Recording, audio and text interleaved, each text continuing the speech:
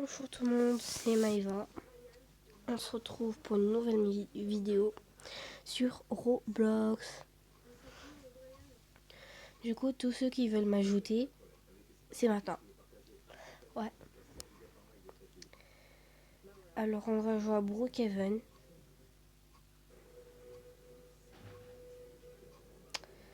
Ah, petit problème.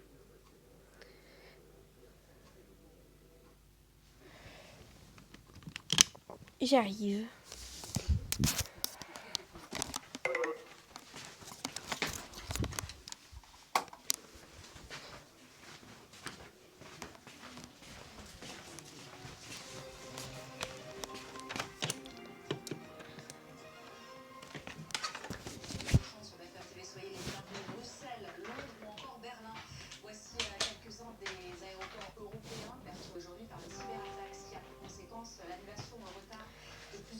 Je suis là. Hop.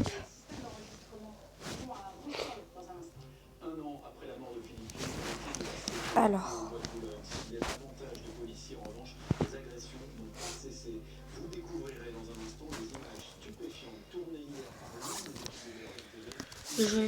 Alors, on va plutôt faire une vidéo sur Avatar World.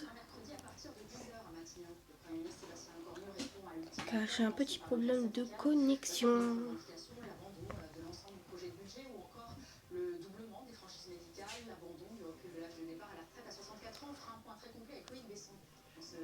La Russie nie avoir violé l'espace aérien estonien. Pourtant, l'OTAN a bel et bien intercepté hier 3 de ses avions de chasse au-dessus du pays. Du coup, L'Union européenne qui dénonce une nouvelle provocation. Je suis très contente, je suis revenue de vacances. Comme vous avez pu suivre tous mes vlogs, voilà. Alors je vais vous faire une petite vidéo de 10 minutes. Ouais. Mickaël, quelle est l'ampleur de cette attaque informatique, c'est bien ça? Eh bien, il y a de très grosses perturbations de longue file datant depuis très tôt ce matin à l'aéroport de Bruxelles International en cause donc cette cyberattaque depuis hier soir. Ils disent un prestataire externe de Bruxelles Airport. Ce sont en fait des systèmes d'exploitation et d'enregistrement Voilà. qui ont été touchés, donc pas directement l'aéroport en tant que tel. Ok. On lance le jeu.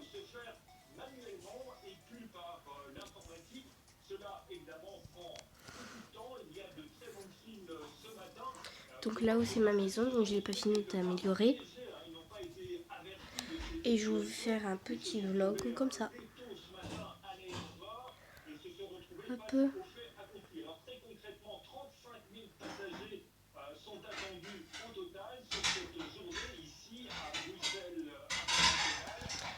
Alors ça c'est l'étage.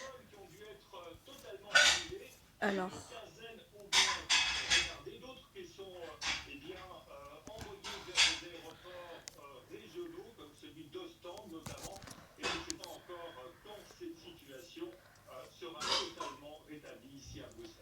On va aller au premier étage.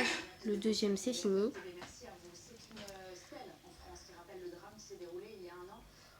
Alors. Oui, et 1 an après, nos équipes sont retournées sur place et vous allez voir que la peur et l'insécurité n'ont pas disparu. Les reporters de BFM TV ont... Alors on va placer la télé juste... Regardez ces images difficiles, là. d'Antoine Forestier, David Moutet, Caroline Un tapis. et Mathilde Couvillère-Format. Là. Des rideaux. Là.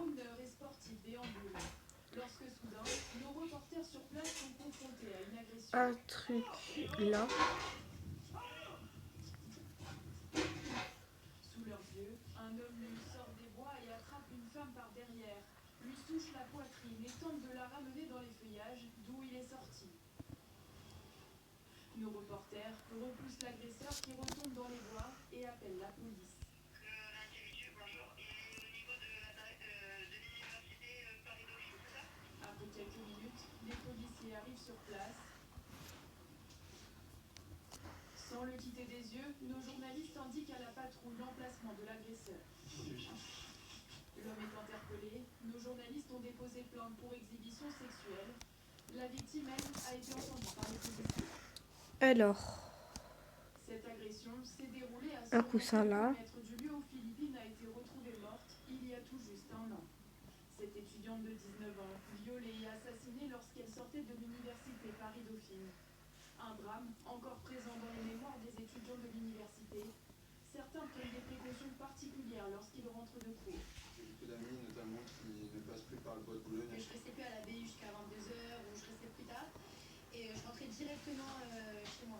Souvent, on essaie de rentrer ensemble, à faire les soirées comme hier, à faire le maximum de stations ensemble, du coup. Un an après le meurtre de Philippine, la brigade équestre circule régulièrement. La vidéosurveillance a également été renforcée avec l'installation de nouvelles caméras. On va mettre une tablette. Nous sommes en ligne avec Mathilde Castres. Vous êtes cofondatrice de l'association Sine Qua Non qui promeut le sport comme levier d'égalité entre les gens et qui lutte contre les violences faites aux femmes dans la pratique sportive. Un journal. Vous avez forcément découvert ce reportage de BFM TV extrêmement choquant. Est-ce que vous avez des Un informations cadre. sur